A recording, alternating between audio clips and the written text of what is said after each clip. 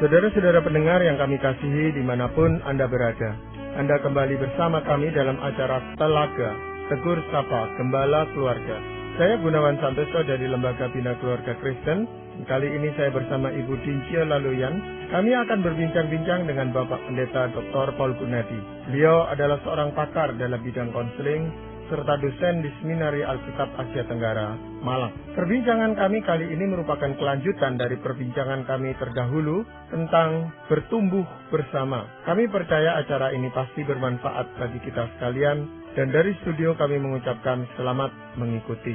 Paul, karena ini perbincangan bagian yang kedua tentang bertumbuh bersama, Pak Paul, supaya para pendengar kita punya gambaran yang lebih lengkap, boleh saya mohon kesediaan Pak Paul untuk mengulas secara singkat apa yang kita perbincangkan pada bagian yang terdahulu, Pak Paul. Kita ini berasumsi ya bahwa untuk sebuah pernikahan ini bisa tetap sehat, maka dua-dua itu mesti bertumbuh, relasinya itu nggak bisa sama tahun demi tahun. Nah, jadi kita membicarakan ada dua aspek sekurang-kurangnya yang mesti bertumbuh dalam pembicaraan yang lampau, yaitu yang pertama dalam hal pengenalan mesti bertumbuh. Sebab lewat pengenalan kita makin nanti bisa mengerti pasangan kita, dan makin mengerti pasangan kita akhirnya dapat menyesuaikan diri. Nah, lewat semua itulah terjadi keharmonisan ya. Dan yang kedua adalah kita membicarakan betapa pentingnya masing-masing ya, baik suami maupun istri, bertumbuh dalam hikmat. Karena kenapa? Keputusan dalam pernikahan itu tuh nggak hanya berdampak pada dua orang, tapi pada satu keluarga. Kalau kita nggak berhikmat dalam hidup, dalam bertindak, dalam mengambil keputusan, waduh dampaknya itu tuh luas. Ya, jangan sampai gara-gara kita itu tuh salah bertindak, gegabah, nggak berhikmat, kita akhirnya misalnya jatuh ke dalam dosa, membuat satu keluarga akhirnya juga merana. Atau kita terlibat perkara hukum, harus masuk penjara, keluarga kita juga harus merana. Atau kita karena terlalu bernafsu, akhirnya merugi, semua habis, rumah juga habis, harus pindah dan sebagainya. Nah, akhirnya anak-anak kita juga merana dan ada yang bahkan menyimpan kepahitan. Jadi kita berdua juga mesti bertumbuh dalam hikmat. Nggak boleh kita terus-menerus ya melakukan apa yang kita anggap benar tanpa menghiraukan akan rasa takut akan Tuhan, dan juga ya nggak rendah hati untuk mau mendengarkan masukan dari orang, terutama dari pasangan sendiri. Nah, selain pengertian tadi, pengenalan, pengertian dan juga penyesuaian itu serta hikmat, apa ada lagi, Pak? Ada lagi, Ibu Dincia, jadi kita juga mesti bertumbuh dalam kekudusan ya. Yang saya maksud adalah ini, ada kecenderungan ya setelah kita menikah untuk waktu yang lama, kita ini menjadi begitu terbiasa dengan pasangan sehingga mulailah kita itu tuh bersikap atau bertindak ya semaunya lah, seenaknya gitu ya. Mungkin misalnya ya kita ngomong lebih kasar gitu, manggil pasangan kita misalnya bodoh lah dan sebagainya. Nah, kita nggak boleh begitu tuh. Kita setelah menikah justru makin lama menikah, kita mesti menjadi orang yang lebih kudus lagi, hidup yang lebih benar lagi, hidup yang lebih sesuai dengan kehendak Tuhan. Ya, jangan meremehkannya, jangan menyia-nyiakannya, dan udah tentu juga jangan sampai kita itu tuh bermain-main dengan dosa. Sebab kenapa? Tanpa kekudusan pernikahan pasti itu akan rusak ya. Jadi kita mesti memang hidup dalam kekudusan itu. Kita juga ya akan melihat dampaknya ya pada pernikahan begini nih. Kita mungkin nggak selalu setuju dengan pasangan kita. Perdebatan mungkin terjadi ya karena nggak cocok ya cara berpikir kita. Namun kalau kita melihat ya pasangan kita itu tuh orang yang hidupnya kudus, hidupnya benar ya. Pasangan kita sungguh-sungguh mencari Tuhan, mencoba untuk menaati Tuhan. Nah, nggak bisa enggak, kekudusan pasangan tuh akan menimbulkan respek dalam diri kita. Nah, ini dasar respek yang kokoh ya. Sehingga akhirnya tuh dalam kita berelasi, dalam memecahkan persoalan, dalam menyelaraskan perbedaan, kita nggak sembarangan. Karena kita tahu nih pasangan kita ini orang yang memang saleh, orang yang sungguh-sungguh ya ingin hidup kudus di hadapan Tuhan, begitu. Jadi kekudusan ini bukan hanya soal berzina atau bermain-main dengan pasangan yang lain, itu bukan hanya itu ya Pak Boy?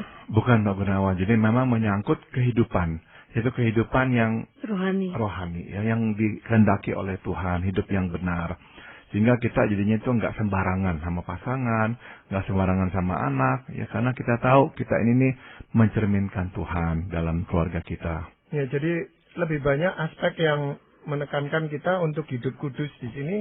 Memang kehidupan kita itu sudah terpisah dengan yang lainnya supaya kita fokus kepada keluarga yang sekarang bersama-sama dengan kita itu. Ya, betul Pak Gunawan.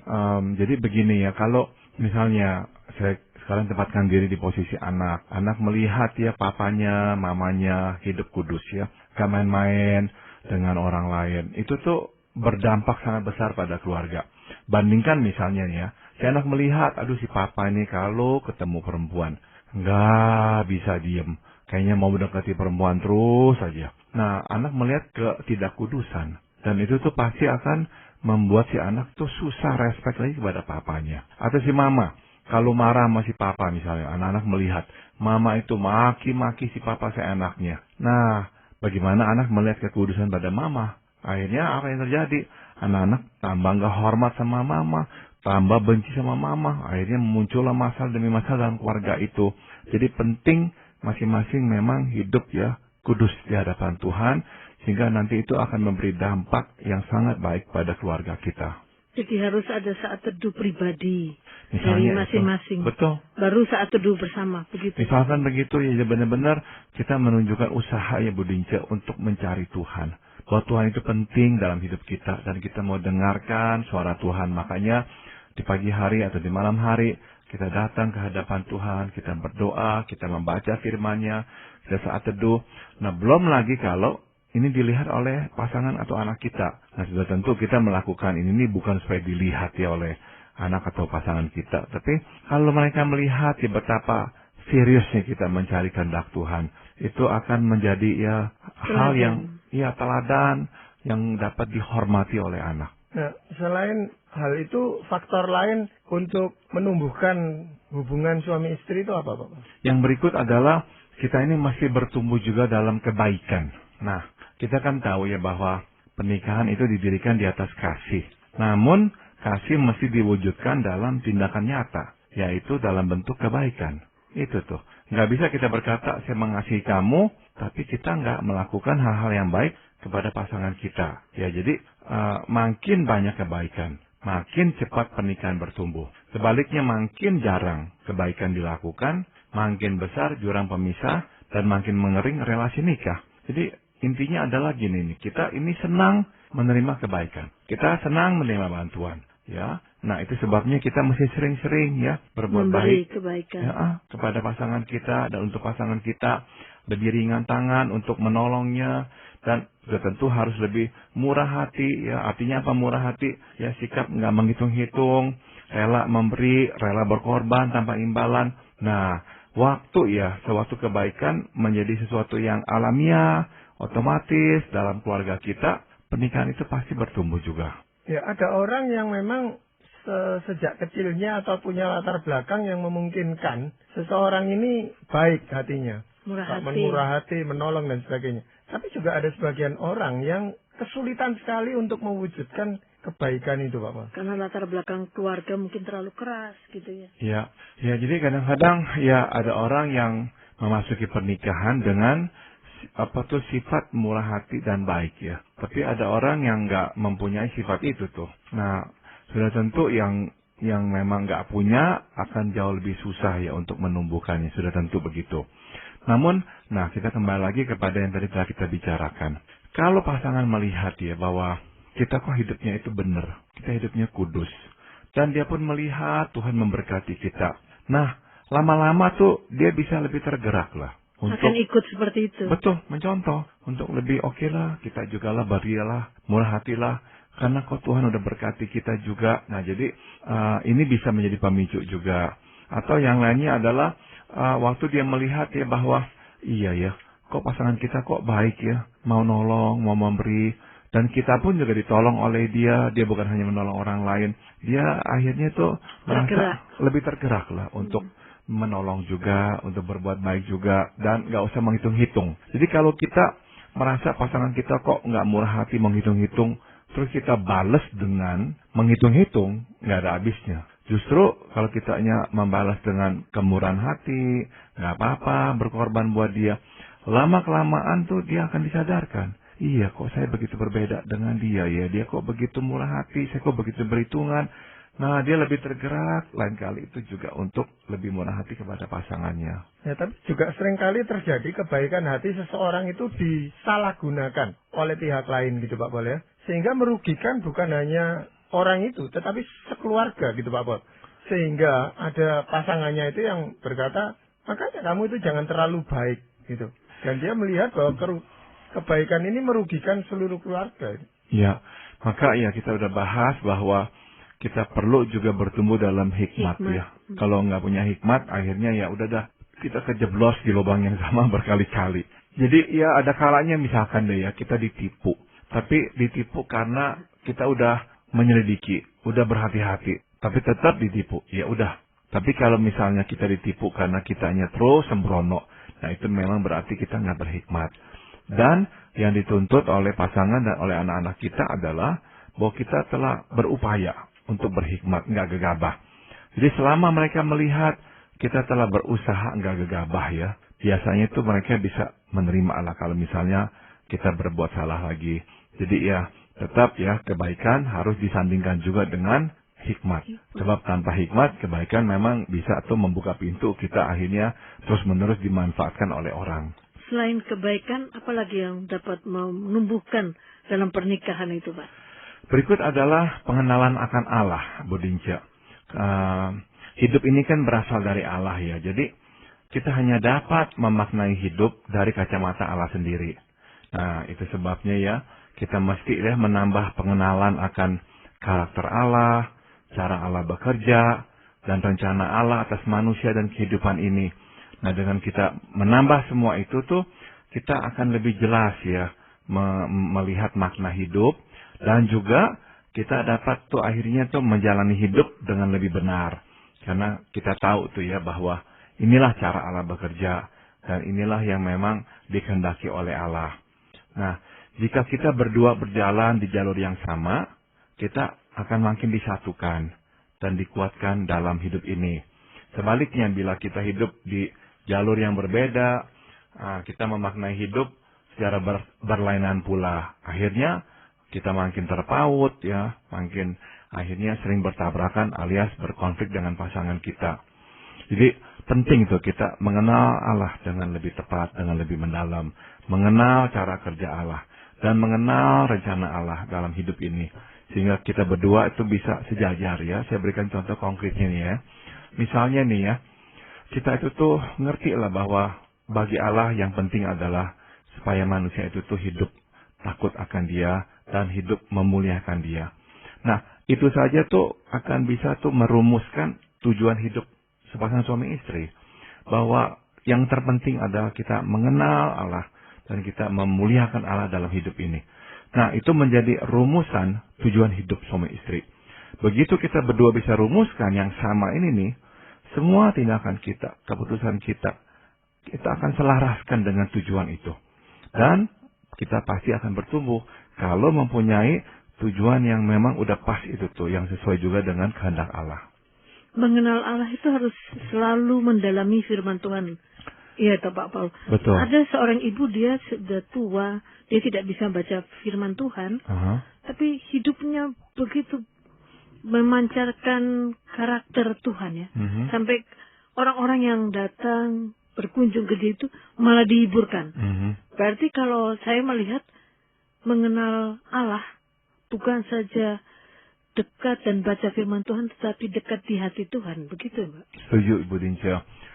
Jadi ya tentu sedapat-dapatnya lagi kita masih bisa kita membaca firman Allah. Sebab firman yang kita baca dan renungkan akhirnya menjadi bagian dari hidup kita. Dan akhirnya kita pun akan hidup di dalam hadirat Allah. Nah, jadi itu memang yang penting sekali, Bu Dinca. Nah, jadi waktu kita itu tuh hidup sedekat itu dengan Tuhan ya, Bu Dinca. Nggak bisa enggak. Kita akan menjadi orang yang lebih teguh ya. Nggak mudah terombang-ambingkan oleh situasi kehidupan. Kita menjadi lebih kuat. Nah, apa tuh dampaknya bagi pernikahan kita? Lebih kokoh. Kalau ada satu orang ya yang mudah diombang-ambingkan, yang kuat pun lama-lama oleng karena terbawa oleh pasangannya. Jadi kalau dua-dua bisa bertumbuh, makin hari makin kuat, makin beriman, makin nggak mudah goyang. Nah itu tuh akan benar-benar tuh membuat pernikahan mereka juga lebih solid ya.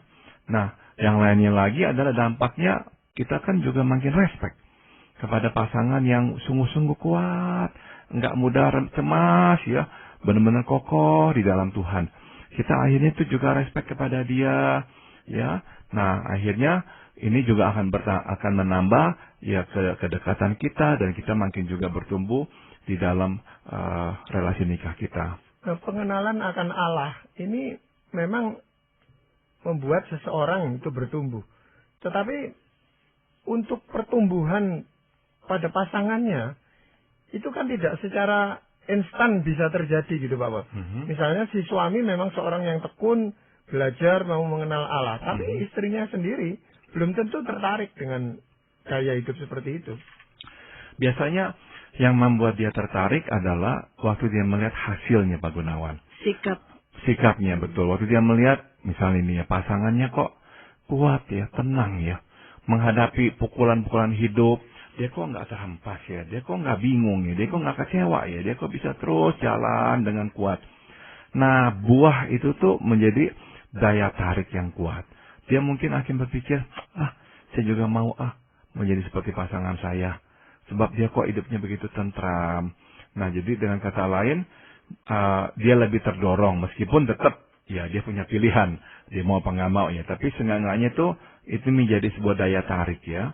Nah, akhirnya, waktu dia juga mau bertumbuh, dia belajar kuat dan sebagainya, mengenal Tuhan lebih dalam lagi. Nah, pernikahan itu akhirnya juga mengalami pertumbuhan. Tapi ya kalau ya kita menolak, kita nggak mau, kita tetap aja mau seperti apa adanya sekarang ini, nggak mau mengenal Tuhan lebih dalam lagi. Ya saya takutnya kita terus berada pada level anak-anak, nggak pernah mateng. Ya selalu ada apa, kita itu tuh nyerahin kepada pasangan, kita bingung, kita kecewa, dia mengambingkan oleh hidup. Jadi terus begitu. Nah, sudah tentu ya nanti dampaknya pada pernikahan juga ada ya, sebab orang kan nggak tahan juga kalau digantungnya terus seperti begitu. Makanya yang menjadi masalah ini justru adalah pengenalan akan Allah itu biasanya hanya sebatas rasio. Jadi saya mengerti, menekuni, belajar dan sebagainya. Tetapi itu tidak terwujud di dalam kehidupan nyata sehari-hari. Dan ini menjadi batu sandungan atau batu penghalang bagi pasangan itu untuk mendekat kepada Tuhan. Betul. Jadi udah tentu benar ya Pak Gunawan bahwa ya kita itu nggak bisa hanya duduk membaca firman, tapi kita harus berdiri dan berjalan di dalam firman. Bertindak dalam firman. Betul. Itu yang akhirnya menjadi kesaksian yang kuat itu ya. Jadi misalkan kita baca firman, tapi ada apa, kita udah panik, kacau, ya mau cari jalan yang salah atau apa, akhirnya pasangan berkata, aduh, percuma ya, baca firman seperti gitu, tapi kok kehidupannya masih begini. Berarti gitu. dia harus imani apa yang dia baca itu. Betul sekali ya. Dilakukan. Betul, kalau enggak memang efeknya tuh biasanya bukan hanya nggak ada, tapi seringkali efeknya negatif, jadi kebalikannya. Membuat pasangan atau anak justru tambah nggak mau lah. Nggak respect, betul. Jadi dalam hal itu sebenarnya orang tersebut tidak bertumbuh gitu Pak Pales? Enggak. Iya, kelihatannya. Hanya tambah pinter sedikit gitu aja, tapi pertumbuhan di dalam relasi nikah itu tidak ada sama sekali. Kelihatan rohaninya dia baca Alkitab, tapi itu tidak berbicara gitu ya. Betul. Saya ingat bicara dengan seorang istri Pak Gunawan yang terkaget-kaget mengetahui bahwa suaminya itu tuh berselingkuh. Kenapa dia terkaget-kaget? Karena dia berkata, suami saya itu tuh pencinta buku rohani. Bukunya itu tuh berderet-deret di rak. Jadi dia selalu melahap buku-buku rohani. Makanya si istri itu nggak nyanak benar-benar. Nah, ini dibukti ya bahwa ya hanya menambah masukan secara rasional, intelektual ya nggak membuat dia bertumbuh. Ketaatan lah, penyerahan lah, mengimaninya lah yang membuat orang itu bertumbuh dalam Tuhan. Tapi memang ada orang yang dengan sengaja memang melakukan hal-hal itu untuk menutupi dosanya, khususnya di hadapan istrinya. Sehingga dia tidak dicurigai gitu loh. Yeah. Oh dia sering ke gereja, Iya. dia sering baca Alkitab. buku-buku rohani, Alkitab dan sebagainya. Jadi istrinya itu percaya penuh. Ternyata kepercayaan ini disalahgunakan. Gitu, Iya, Paul. udah pasti ada yang begitu, sengaja ya menutupi. Iya. Betul. Apakah ada hal lain yang perlu ditumbuhkan gitu Pak? Nah ini yang terakhir Pak Gunawan, nah ini sudah tentu penting juga ya, yaitu kita harus menumbuhkan rasa syukur. Berdua-berdua ya, dengan istri dan suami, menumbuhkan rasa syukur. Kita harus ya berupaya keras, tidak terjebak dalam siklus mengeluh. Ya, jangan dikit-dikit ngeluh, gerutu ya. Kita harus berusaha hidup dalam sikap bersyukur. Artinya apa? Melihat dan menghargai pemberian Tuhan kepada kita. Lihat apa yang Tuhan telah berikan. Ya, itulah yang kita syukuri. Relasi nikah sukar bertumbuh jika, kita dikit-dikit tuh nggak puas dengan apa yang telah diberikan Tuhan. Dan ini yang terjadi ya. Kalau kita terus menggerutu ya, pasangan pun tuh akhirnya tuh nggak betah tuh dekat-dekat dengan kita. Sebaliknya ya, kalau kita ini sering bersyukur, wah, kita akan menceriakan suasana dan justru memberikan dorongan kepada pasangan untuk melanjutkan hidup dengan lebih riang dan ringan. Sebab kita mesti sadari ini, Pak Gunawan dan Ibu Dinca, rasa bersyukur itu tuh sikap positif yang menular loh. Kalau kita dekat dengan orang yang rasa bersyukurnya kuat, yang sering memuji Tuhan, ya, wah, lama-lama kita juga terpengaruh oleh dia tuh. Kita juga semangat menghadapi hidup gitu. Makanya kita cenderung memang mau dekat dengan orang yang mempunyai rasa bersyukur yang kuat. Tapi ada juga loh Pak Paul, orang yang sering mengeluh, negative thinking. Bagaimana kita bisa menghadapi orang seperti itu? Misalnya di dalam pasangan ada yang seperti itu. Iya. Sekali lagi ya, memang kita perlu memberitahukan, tapi saya kira hati-hati karena orang-orang seperti ini kalau kita langsung beritahukan, ya nggak terima ya. Dan dia mungkin akan berkata, ya kamulah yang nggak realistik. Saya kan mau realistik, saya mau lihat ini. Nah jadi kita nggak usah terlalu sering-sering ngebilangin dia. Yang mesti kita lebih sering lakukan adalah begini. Waktu terjadi sesuatu, kita ingatkan, Tuhan yang berkati ini. Waktu kita menerima sesuatu, sekecil apapun kita katakan, yuk, berdoa yuk. Kita syukuri yuk. Tuhan telah berbuat begitu baik kepada kita. Jadi kita libatkan, undang dia untuk hidup dengan lebih bersyukur. Dengan cara apa? Lebih melihat ya, dengan jeli hal-hal kecil yang Tuhan telah berikan kepada kita. Dan begitu anak-anak pun akan ikut ya. Betul. Mulai positive thinking. Betul. Mulai bersyukur. Betul. Berapa banyak anak-anak yang akhirnya tuh bertumbuh negatif karena memang ya kita orang tua terlalu saling mengeluh. Ya, justru orang tua yang beriman, bersyukur, memberikan modal besar kepada anak-anak untuk mencontoh dan akhirnya juga hidup dengan penuh syukur ya. Dan satu hal yang saya mau tekankan di sini adalah syukur itu bukanlah perasaan ya, jangan sampai kita salah mengerti ya. Syukur adalah sebuah sikap. Ya, jadi tindakan ya, kita mesti menentukan bagaimanakah kita melihat hidup. Ya, kita dapat melihat hidup dari dua kacamata. Yang pertama kacamata kurang, yang kedua kacamata cukup. Nah, bila kita terus ya memakai kacamata kurang, ya udah dah, semua akan kurang. Tapi kalau kita menggunakan kacamata cukup, kita terus cepat bersyukur kepada Tuhan dan kasih setianya. Apakah ada contoh konkret Pak Paul? Orang yang mengucapkan syukur bukan hanya dengan kata-kata, tetapi dengan suatu sikap hidup, dan orang lain bisa tahu, ini adalah hidup yang penuh syukur. Saya berikan contoh, saya ini pernah naik beca ya Pak Gunawan ya. Terus saya tanya sama tukang beca ini nih ya, Pak, Bapak itu tuh gimana ya kalau ngelihat orang rumah gedongan, dengan Bapak sendiri narik beca? Dia menjawab begini, saya nggak apa-apa tuh. Bapak nggak apa-apa? Enggak, dia bilang. Sebab ya Tuhan ada rezeki buat masing-masing orang. Ya buat mereka itulah rezekinya. Buat saya juga ada rezeki saya kok. Jadi nggak apa-apa buat saya. Waktu saya mendengar itu tuh, saya diingatkan ya oleh firman Tuhan juga yang berkata, kita itu tuh lihatlah diri, ujilah diri sendiri apa yang kita lakukan. Ya jadi barulah kita nanti bisa bertumbuh. Jangan banding-bandingkan diri dengan orang lain. Nah, ternyata sikap itu tuh ya, sikap hanya lihat diri, uji diri, jangan banding-bandingkan dengan orang lain. sikap yang membuat kita bertumbuh tuh. Betul, Makin bandingkan, udah makin nggak bertumbuh, karena yang akan keluar justru gerutuan, bukan syukur. Itu karena lihat ke atas terus.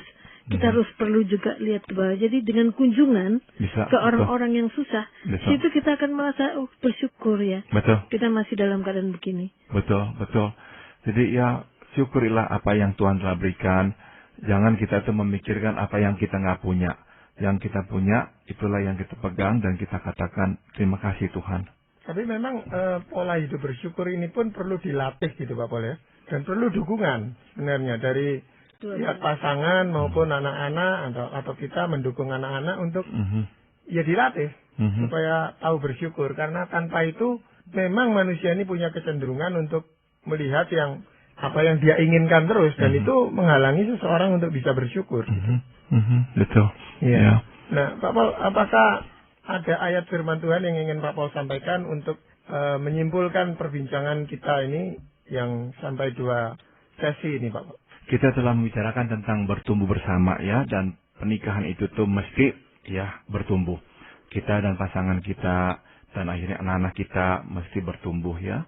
Nah, firman Tuhan untuk kita adalah dari Mazmur 103 ayat 17 dan 18. Kasih setia Tuhan dari selama-lamanya sampai selama-lamanya atas orang-orang yang takut akan Dia, dan keadilannya bagi anak cucu, bagi orang yang berpegang pada perjanjiannya dan yang ingat untuk melakukan titahnya. Jadi janji Tuhan adalah Dia akan mencurahkan kasih setianya kepada kita, orang yang takut akan Tuhan. Dan Dia juga akan memberikan keadilannya, kasih setianya kepada siapa? Anak cucu kita ya, orang-orang yang melakukan titahnya. Jadi ya, kita bertumbuh bersama sewaktu kita memang memusatkan mata kita kepada Tuhan, pada kasih setianya, pada takut akan Dia, dan hidup sesuai dengan titahnya. Ya, terima kasih Pak Pol untuk perbincangan ini. Dan para pendengar sekalian, kami mengucapkan banyak terima kasih. Anda telah mengikuti perbincangan kami dengan Bapak Pendeta Dr. Paul Gunadi dalam acara